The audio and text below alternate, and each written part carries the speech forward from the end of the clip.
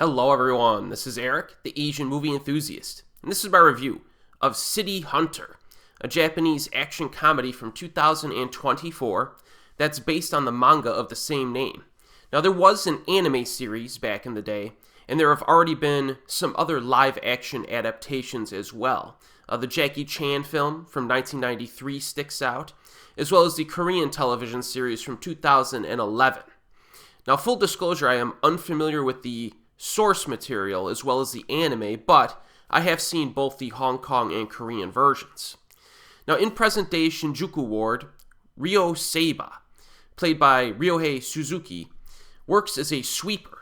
He likes beautiful women, and when he sees one, he does not hesitate to talk to her. Whenever he receives a request from a client to carry out a mission, he does excellent work with his elite gunman skills, physical ability, and cold attitude. But after Ryo's partner is killed, he begins to work with the man's sister, Kaori, played by Misato Morita. They form a new team to uncover the truth behind his death. Now, in terms of production values, this is generally good, I think, with the exception of a few shots of dodgy CGI, but those lesser quality computer effects are mostly short-lived, so not a big deal. There's more pronounced use of shots of crowded Tokyo at night. And sometimes, even most of the time, I would say Japanese movies avoid shooting scenes like this due to logistical and cost issues while making the film. So it's nice to see these areas represented in City Hunter. Now, as the plot synopsis mentioned, much of the film takes place in Shinjuku, notably the Kabukicho area. And if you've ever vacationed in these areas, it's nice to see so many recognizable streets and buildings in this film. Also, I really like movies that take place at nighttime, and this film takes place mostly at night. Now, the action is surprisingly effective, I think. The opening scene does have a brief, green screen effect, which I did not enjoy, but the camera work and the choreography are good during the fight, as is the athleticism of the lead actor, Ryohei Suzuki. He does a fine job kind of selling his punches and kicks and contributing to the action beats. Now this is obvious during the opening scene, which gives us a legit fight with some choreographed moves, and Suzuki is definitely athletic enough to make it work. Now afterward, there's a very short fight, or a short altercation, I will say, in a dance club, and it includes a few pretty crazy and unrealistic, gunshots through the crowd that's dancing. But I like how the gunplay in this film is highly stylized without feeling like a John Wick clone.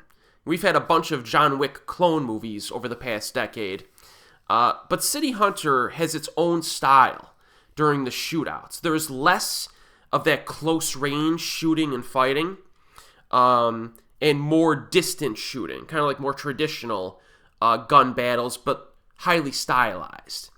And our protagonist does shoot in some pretty weird body positions and stuff throughout, and I did enjoy it. Now, the next longer action set piece is at an anime convention, and there's a lady assassin who's fighting with our protagonist, and she has a kind of a partner hitman in the rafters with a sniper rifle. So the hitman's trying to shoot our protagonist as they're fighting with the woman. That's a pretty good scene. I like that one quite a lot as well. And then the finale comes, and it's this big shootout against a bunch of soldiers, and then a one-on-one fight against a super soldier. So all good stuff in my opinion. I like the action in this film. There's no specific action sequence that's an instant classic or anything like that, but it's all entertaining. Now, the quantity of action is pretty good, but action movies are typically elevated even further if the content in between the action is good.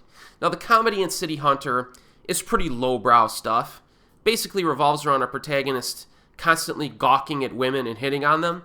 Generally speaking, this is not intelligent humor presented here, and the womanizing can get silly at times, but the lead actor's reactions to hot women is kind of fun to watch. The actor plays it well enough so you start chuckling. He's expressionistic without being annoying, and he can flip on a dime from being the horny guy going after girls to like the badass hitman, and he does that well. He plays both sides of the character pretty well. In the film's defense, though, there are some scenes that are actually funny, in my opinion, like the anime convention, and the Uber Eats line of dialogue near the end is quite amusing as well. Still, though, if you're someone who's kind of offended by a man constantly hitting on women and using that as the basis for humor, the comedy might not work for you. The supporting actors are good. I must mention that Masanobu Ando shows up in a small role, and most of us were introduced to him through Battle Royal. He was the crazy guy with the orange hair. I was excited to see him in City Hunter, and he breaks out a few cool moves near the beginning, but unfortunately he only gets a few minutes of screen time. I was kind of hoping he'd be in more of the film. In terms of the conflict, it's mediocre. The main villains are not identified super early on. You could tell there's some type of like weird serum or super drug going around that affects human abilities. Not very unique.